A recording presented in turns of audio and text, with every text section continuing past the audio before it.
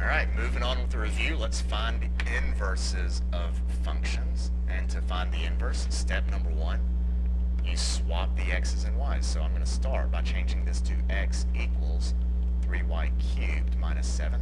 And then the challenge is we have to solve for y, which means I need to move everything else over. So I'm going to add 7, which will give me x plus 7 equals 3y cubed.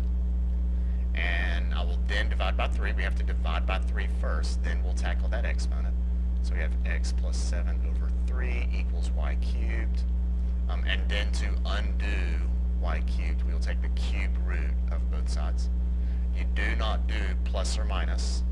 You do not do plus or minus when you are doing odd roots, only when you're doing even roots.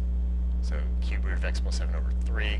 I'm okay if you stop there. Technically there is a radical in the denominator, but I don't care. I don't care if you rationalize. So we'll just leave it as the cube root of x plus 7 over 3. Let's look at 32. 32 and 33 are going to be more difficult. 32 we will start by swapping the x's and y's. And this one's a challenge because we end up having 2 y's to solve for. And we will solve this one initially by not solve it, but our first step will be to get rid of the denominator. So I'm going to multiply both sides by 4 minus 2y. So we multiply this side by 4 minus 2y. On the right side, the 4 minus 2y's cancel, leaving you with only a y. Over here we will distribute 4x minus 2xy. And then when you are solving equations, you need to remember that whatever variable you are trying to solve for, the one you're trying to isolate, it's best to have them on the same side of the equation. So my next step, I'm not going to factor or divide anything over here. I'm going to move this whole 2xy term over. I'm going to move that whole thing over. And if I move all of that over, I get 4x equals y plus 2xy.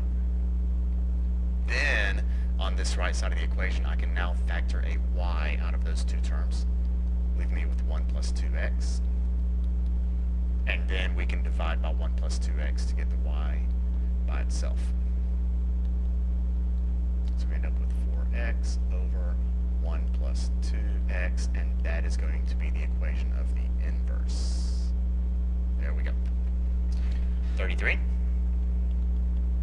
Swap your x and your y. And here we have an exponential piece. We have an exponential in 2 to the y, which means I will eventually have to use logarithms to bring that y down to get it on the same level as everything else.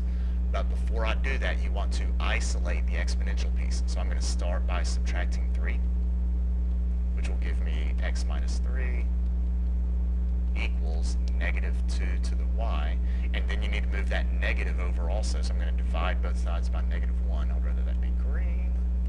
Divide both sides by negative 1, which gives me negative x plus 3 is equal to 2 to the y. And now that I've isolated the exponential piece, I'm ready to use logarithms. So now, each side, I'm going to take the natural log of it.